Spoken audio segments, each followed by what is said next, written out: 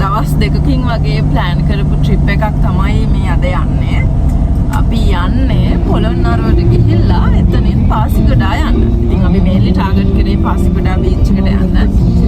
Husband තමයි ඉතින් හදිසියෙම උමනාව තිබුණේ පාසිකුඩා යමු කියලා. ඉතින් ඉස්සරහට මං අරගෙන එන්නම් අපි කොහෙද නවතින්නේ ගිහිල්ලා මොනවද කරන්නේ කියලා. ඔයාලට ඉතින් මේ පේනවනේ ක්ලයිමේට් එක කොහොමද කියලා. අපි දැන් මේ ඉන්නේ ගිරිතලේ. ගිරිතලේ මෙතන වැව ඉස්සරහා ලස්සනට මෙන්න මේ වගේ බුද්ධ ප්‍රතිමාවක් හදලා තියෙනවා. ඒක හරි ලස්සනට දැක්ක නිසා කැප්චර් කරා එතන නවත්තලම. දැන් මේ සොළොස් මස්ථාන පූජා භූමියට ඇතුල් වෙන ඒ හරියට ඇතුල් වෙන ගමන් ඉන්නේ. ඉතින් පොළොන්නරුව පහු කරගෙන යන නිසා අපි දෙන්නත් එක්කම පොළොන්නරුවේ කලින් ඇවිල්ලා නැති නිසා අපි දෙන්න චොට්ටක් එතනත් ඒ පොඩ්ඩක් විතර ඇවිදලා යමු කියලා ඩිසයිඩ් කරා.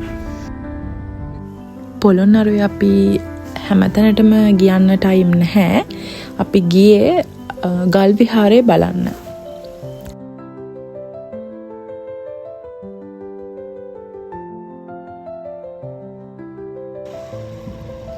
ඊට පස්සේ පරාක්‍රම සමුද්‍රයකාවට ගියා. එතනත් චුටක් වෙලා අපි ඉඳලා තමයි ආපහු පාසිකුඩා යන්න පිටත් වුණේ. පොළොන්නරුව පහු කරගෙන ඇවිත් දැන් අපි මේ ඉන්නේ මනම්පිටිය පාලම උඩ.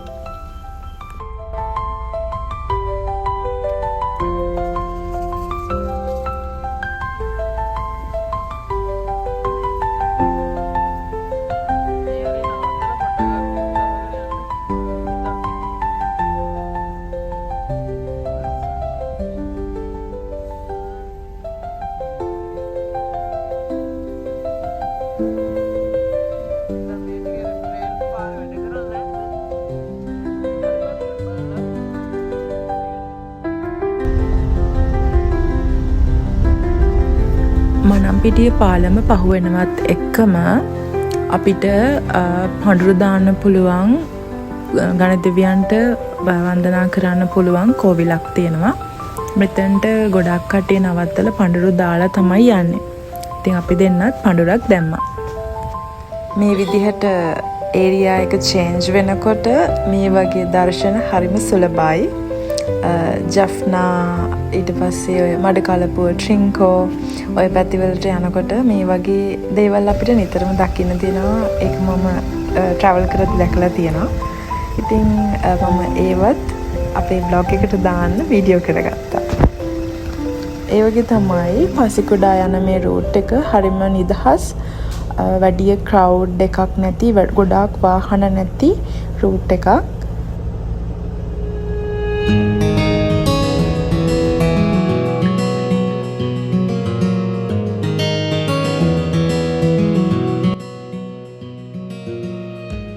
අපි දැන් මේ ඉන්නේ පූනානි ස්ටේෂන් එක ළඟ. අපි දැන් ස්ටේෂන් එක ළඟ පොඩ්ඩක් නවත්තලා ෆොටෝස් ගැහුවා.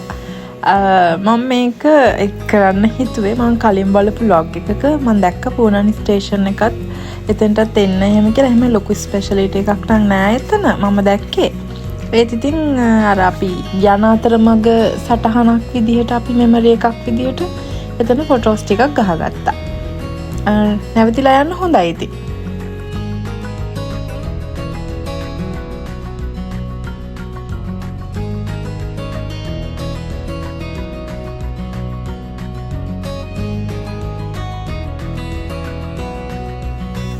ඔන්න අපි දැන් මඩකලුවපුව පැත්තට හරවන්න යන්නේ. මෙතනින් පොළොන්නරුව පැත්ත ඉඳන් එනකොට දිගටම ඇවිල්ලා ඔන්න ඔතනින් දකුණට තමයි මඩකලුවපුව පැත්තට හරවන්න තියෙන්නේ. ඉතින් මං අද අපි ඉන්න හොටෙල් එක ගැන කිව්වොත් අපි බුක් කරේ හොටෙල් සන්රයිස් පාසිකුඩා. ගොඩාක් හොඳ හොටෙල් එකක්. ඉතින් මං දැන් ඉස්සරහට ඔයගොල්ලන්ට අරන් එන්න. ඒකේ අපි රූම් ටුවර් එකක් කරා. ඒ වගේම අපි හොටෙල් එකේ ඉඳලා කොහොමද ඒ දවස් ස්පෙන්ඩ් කරේ කියලා බ්ලොග් එකෙන් බලා ගන්න පුළුවන්. අනන්තේ ඔක්කොම මේ පාර තියෙන්නේ. දැන් අපි හොටෙල් එකේ ලොකේෂන් එකට ඇවිත් හොටෙල් එකට ඉන් වෙන්නයි හදන්නේ.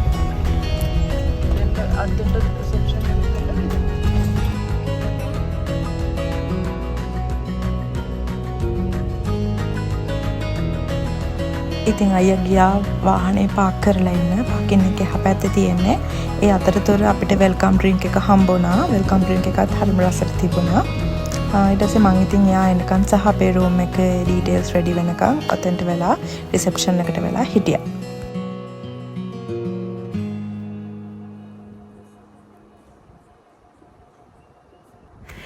එහෙනම් දැන් අපි යමු අපි අද රෑ ඉන්න රූම් එක බලන්න.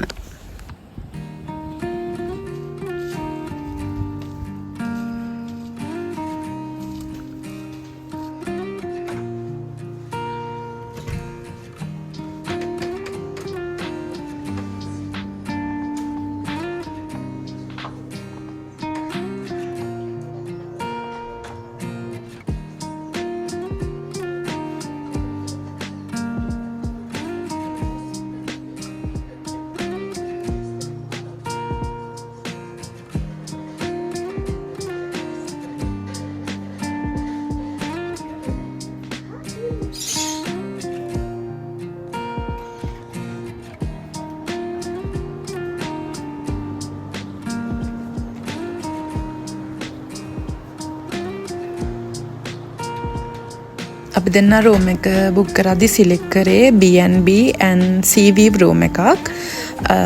Sea View රූම් එකක් වුණාට මෙතන තියෙන ගස් කොළන් එක්ක මුහුදු චුට්ටක් පේන්නේ නැහැ මෙතෙන්ට. ගස් කොළන් එක වැහිලා තියෙන්නේ.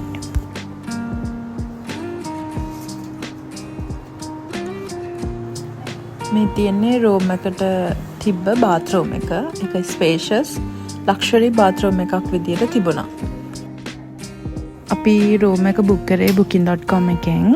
එතකොට හොටෙල් එක බුක් කරනකොට හොටෙල් එකේ ඔෆර්ස් වගේක් දාලා තිබුණා. ඒවත් එක්ක B&B රූම් එක උනේ රුපියල් 25000ක් වුණා අපිට පැකේජ් එක. මට මතක විදිහට 25000ක්.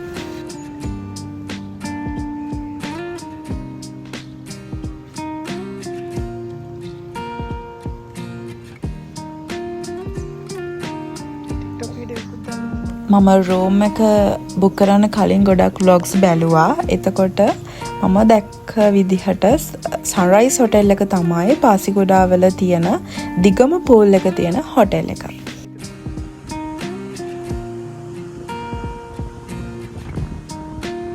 අපි දැන් ඊට පස්සේ රෙස්ටෝරන්ට් එකේම මේගොල්ලෝගේ රෙස්ටෝරන්ට් එක තියෙනවා. එතනින්ම ලන්ච් එකත් අරගෙන පොඩ්ඩක් නැප් එකකුත් දාලා තමයි බීච් එක පැත්තට ආවේ. බීච් එක පැත්තේ හවස රිලැක්ස් එකේ හිටියා. ඒ ටයිම් එකට මාර ලස්සනට තිබුණා. අපි ලස්සන ෆොටෝස් වීඩියෝස් ගත්තා ඇත්තටම.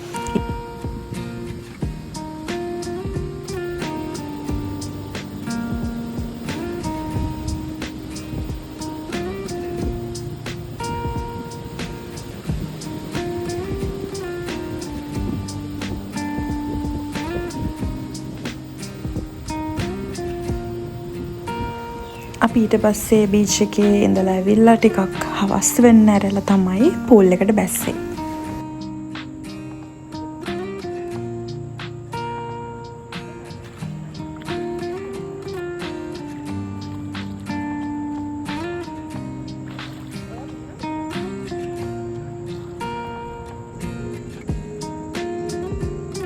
පූල් බැහැලා ඉවර වෙලා අපි දෙන්න ටිකක් රූම් එකේ රෙස්ට් කරලා ආපහු රෙඩි වෙලා ඩිනර් එක ගන්න ආවා. එදා හොටෙල් එකකින් බුෆේ එකකුත් අරේන්ජ් වෙලා තිබ්බා ඩිනර් එකට. හැබැයි අපි දෙන්න බුෆේ එක සිලෙක්ට් කරගත්තේ නැහැ. රාට ගොඩක් කන්නේ නැහැ කියලා හිතපු නිසා අලා කාට් මෙනු එකට කැම සිලෙක්ට් කරේ.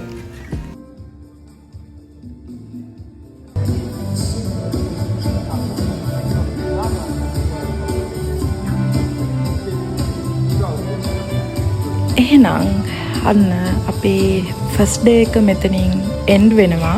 ඊට පස්සේ අපි පහවදාට මොකද කරන්න කියලා හෙට උදේට බලමු. Hello, good morning guys. ඉතින් දැන් වෙලාව 6:05යි. අපි ආසාවෙන් හිටිය අතරම පාසිකුඩ ඇවිල්ලා සන්රයිස් එක බලන්න. මොකද මේ පැත්ත නැගෙනහිරින්නේ සන්රයිස් එක ලස්සනට බලන්නත් පුළුවන්. ඒ වුණාට අද පොඩ්ඩක් ක්ලවුඩි වෙදර් එකක් තියෙනවා. ඉතින් ෂුවර් නැහැ 6:20 ගානට වගේ අපිට පෙන්වන්නේ සන්රයිස් එක වෙනවා කියලා. ඉතින් බලාගෙන ඉන්නවා. මම හිතන්නේ නැද ලස්සනට එයි කියලා. දෙන්නගේ වෙලාවට එදා වහින්න වගේ වැහි වලාකුළුත් එක්ක සම්පූර්ණයෙන් වැහිලා තිබුණේ. ඒ වුණාට පස්සේ අපිට සන්රයිස් එක බලන්න පුළුවන් වුණා. ටිකක් හැබැයි එන විදියට ගැන මුල ඉඳන්ම ලස්සනට ගන්න බැරි වුණා.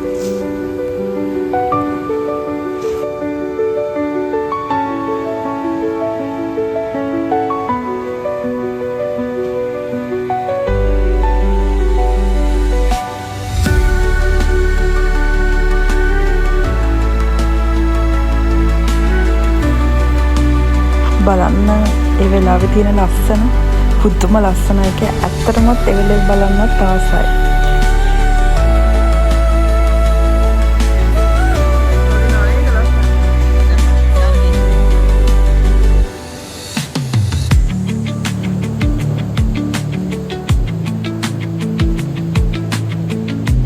සන්රයිස් එක බලන්න තිබ්බ උමනාවට අපි දැන් උදේම නැගිටලා ආවේ ටී එකවත් බොන්න නැතුව.